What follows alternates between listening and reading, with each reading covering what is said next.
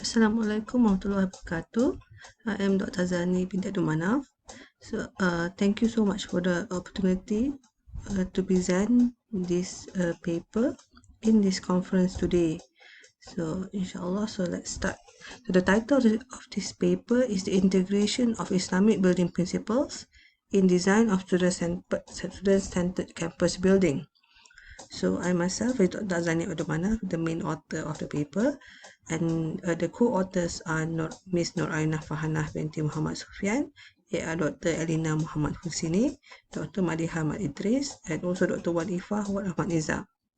So we are from the Faculty of Engineering and Built Environment in USIM.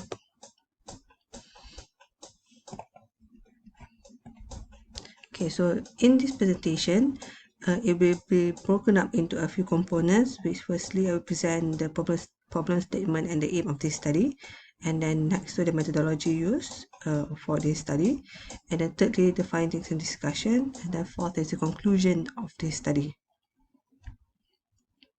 Okay, so let's start.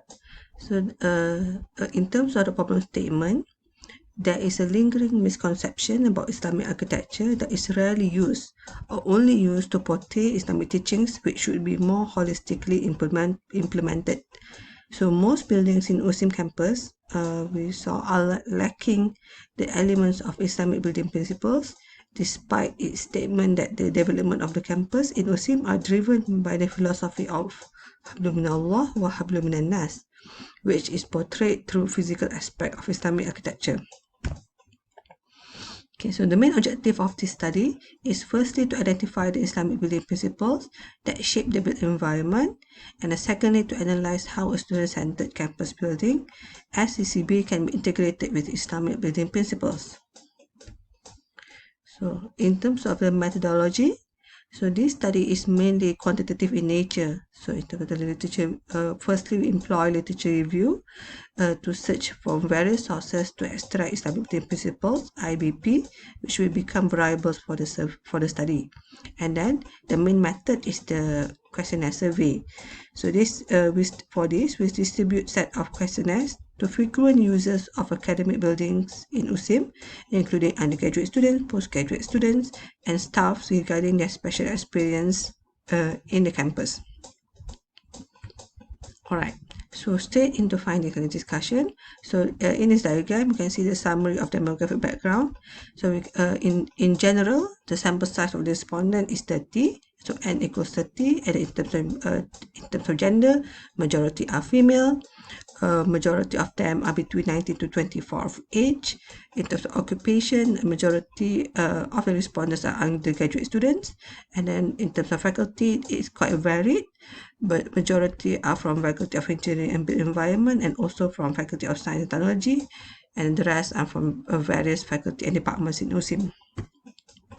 Okay, so the first, in terms of the question and the findings that we found in the study, the first component is to identify the Islamic building principles that shape the built environment in general.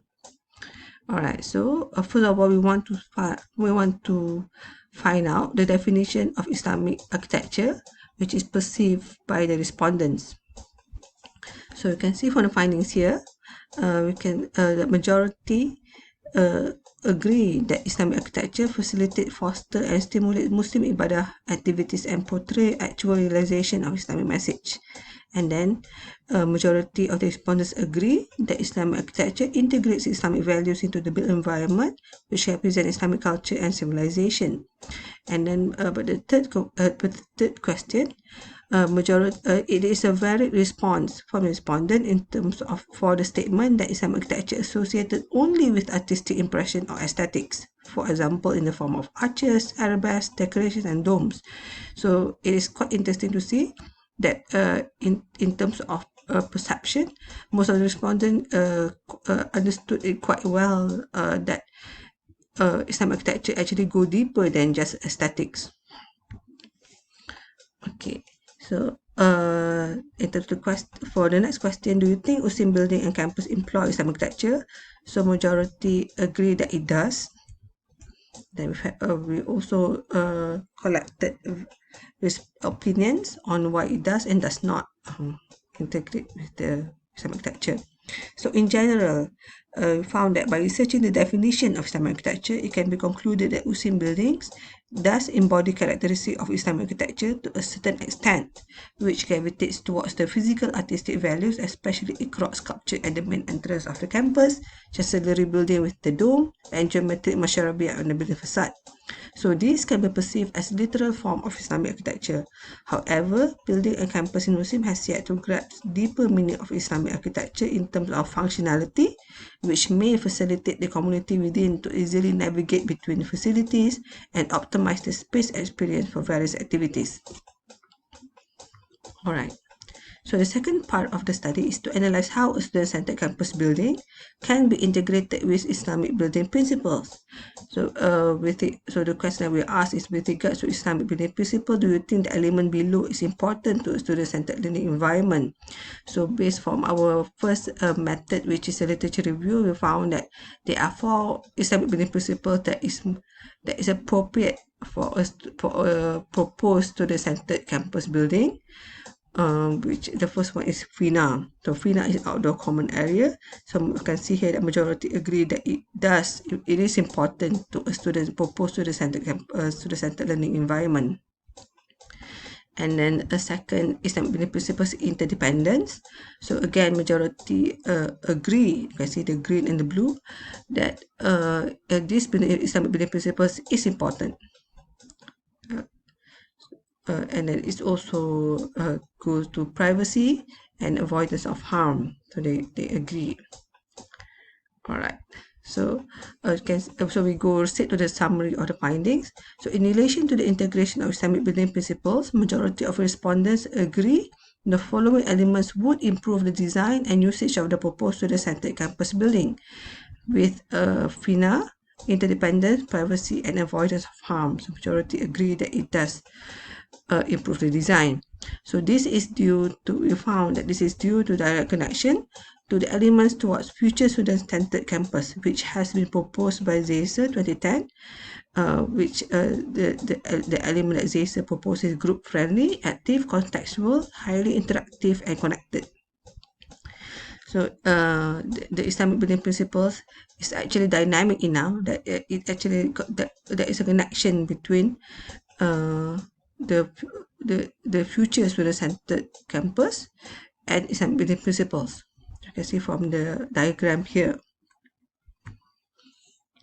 Okay, so in terms of the conclusion of this study, so the findings of this small study have proven that Islamic architecture and Islamic building principles is more than just Islamic aesthetics such as mashabiyah patterns or form of dome. It actually carries the functionality and practicality of Islam that provides overall comfort and improved well-being of users in the building and spaces. So the study indicates that majority of respondents actually understood the importance of these Islamic building principles and its importance in creating a more safer and vibrant learning environment. However, buildings and campus in Muslim has yet to grasp deeper meaning of Islamic architecture in terms of functionality, comfort and safety, which may facilitate the increased comfort and safety for students in navigating between buildings and optimize the space experience for various activities. Furthermore, the Islamic principles also shows how dynamic the principles are that allow them to be able to be applied in a traditional urban setting and even to a modern campus built environment of today and even for the future. You see from the diagram that we have shown before. And so based on this small study, there is also potential to for this study to be implemented on a larger scale to on a larger sample size. That's also what we found. So okay, so I think that's all in terms of the presentation for the paper. Thank you so much. Assalamualaikum.